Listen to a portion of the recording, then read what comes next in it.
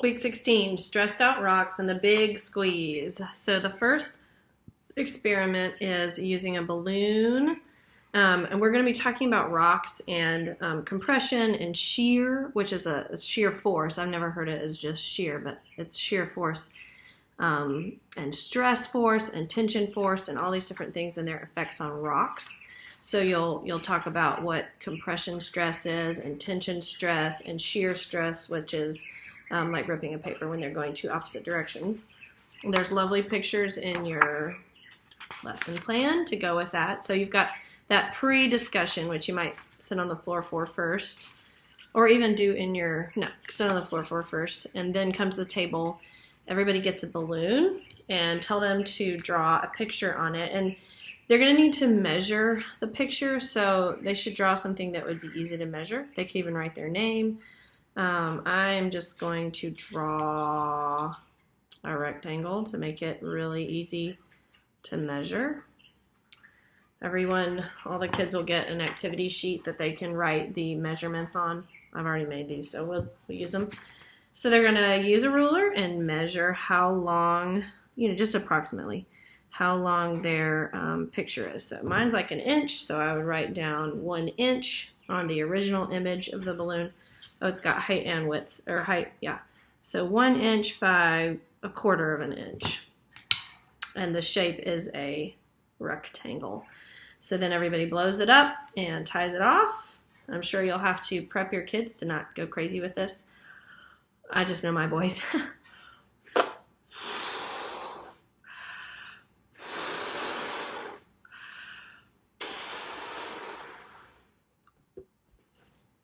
All right, they can blow it as big as they want without popping it. Doesn't really matter because the point is you see that the picture got bigger. So they can, with a friend or by themselves or with an adult, they can measure the thing now. So mine is like almost 6 inches long now and 1.5 inches wide.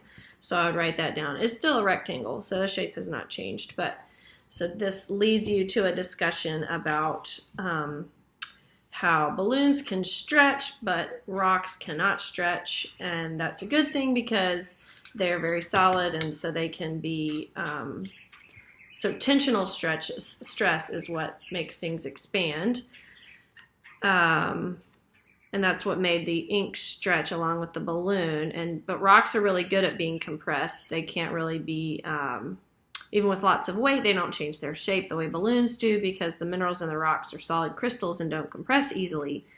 But rocks are not strong when it comes to tension and shear stresses. They're much weaker, and when these stresses are made on them, the rocks are brittle, so they do break. So that's kind of what you're talking about. So this is, the balloon is like the opposite of rocks. That's what you're sort of getting at. And I was reading from the lesson plan. So you will do a much better job than I just did.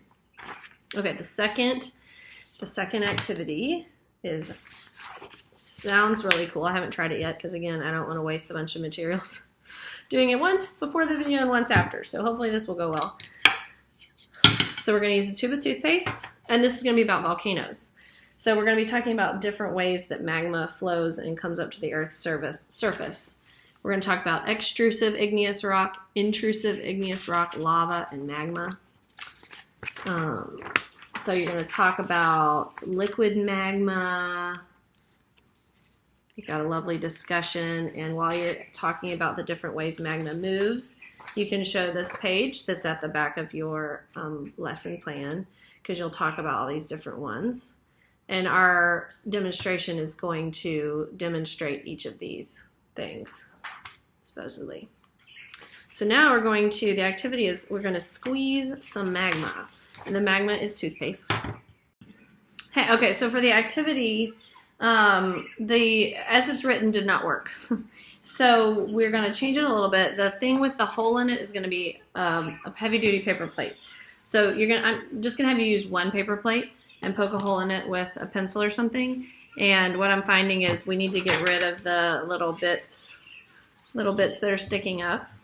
So you might need to just do a little doctoring to it. You just want to have a good hole that's not going to close back up when note cards are sitting on top of it. So It doesn't need to be really good. Just if you were to kind of smooth it back out, there'd still be a hole. Okay, so that's what we're going for. So the very first demonstration, you're showing volcanoes or dikes. They say volcanoes in the lesson, but it's a dike on the picture is what you're showing. So your tube of toothpaste, you just line it up with the hole, and then you just gently squeeze. See, I'm holding down the plate. This is what I couldn't do with the note cards. So I'm holding down the plate, and it's coming out, and so it's just like magma coming up from in the ground onto the surface of the earth. So the plate represents the surface of the earth. So since we're reusing the plate, I just want you to use a paper towel and wipe off the top of the plate. It's totally fine.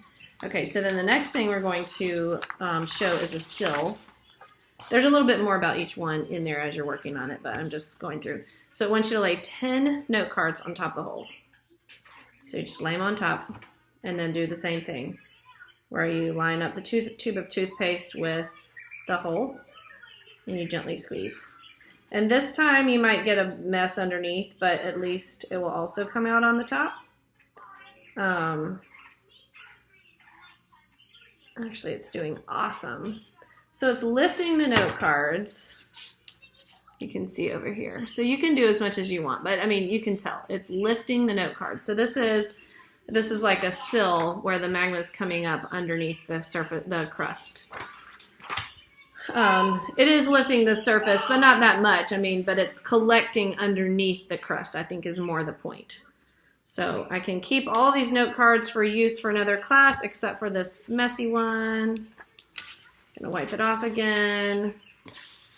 And then for the last demonstration, I'm gonna use one note card over the hole, tape down at all 4 corners. And this is gonna represent the laccolith. You can watch one more, guys. Okay. Trying to get through this. All right. So again, I'm lining up with the hole and I'm squeezing. Here, let me move my hand. Squeezing.